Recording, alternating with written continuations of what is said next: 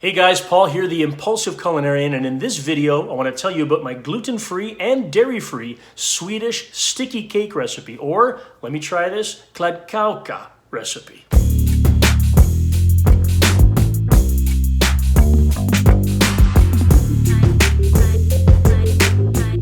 So what a fun recipe to try. I had no idea what this was about until I really researched it and found out that basically this is akin to, well, a sticky cake is kind of like a lava cake, although a lava cake, if you've ever made one, it's very liquidy in the middle. It's got sort of a chocolatey sauce. The goal that I figured out from this traditional Swedish recipe is not to become a lava cake so much as it's supposed to be just cooked enough to be cooked through, but still sort of mushy inside. So sticky cake is the name of it. It's like a cake and a brownie, met and had a child. And it is absolutely delicious. And the fact that it is completely allergen friendly makes it an even better plus. So let's check this out.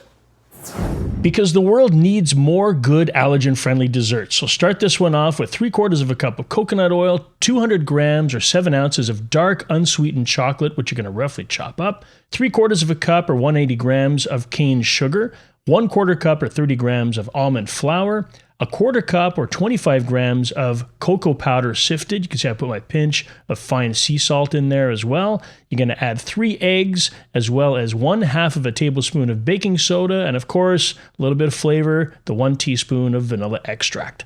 Let's make some sticky cake. So the first thing you do is you get a medium-sized saucepan on the medium heat, medium-low, and heat up your coconut oil. So once it's nice and melted and it's still warm, you can turn off the heat, add your unsweetened chocolate, and sort of mix this together. If you find that it's not melting because there's insufficient heat, you can sort of turn it back on to medium-low for a minute and then turn it back off. Once everything's melted though, you want to take that off the heat to let it cool. So now it's time to add all your dry ingredients into a large mixing bowl, all of the flour and the sugar and the cocoa powder. You're going to mix this together with a whisk so that it basically acts like one ingredient. Now it's time to add your cooled coconut oil and chocolate mixture. Whisk that together so that everything is mixed in and thoroughly combined. Lastly, you want to scramble the eggs and add that to the mixture as well as your vanilla extract and whisk this together. You're going to see it just starts to get a little slightly different texture. So you want to cook this in an 8-inch springform pan, which you're going to line with a nice piece of round parchment paper, just a little bit of a lip so that it covers the edge in case you have a leaky pan like I do. I've been using that one for a while.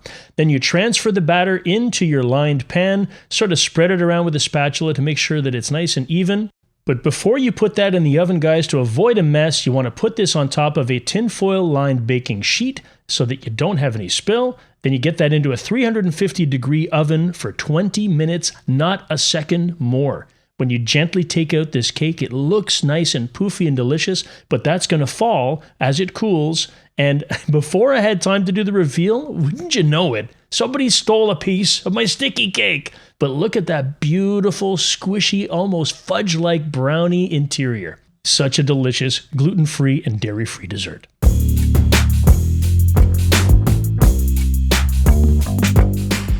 Hey guys, thanks for watching this video. I hope you enjoyed it, and if you did, be sure to hit that like button, subscribe to the channel, and hit the bell for notifications because there's 3 great videos coming out every single week. One based on international cuisine, a second one based on allergen-friendly cooking like you're watching today, gluten-free and dairy-free, and the third video based on healthy recipes. We should always be living our best life possible. My name is Paul, the Impulsive Culinarian. I'll catch you in the next video.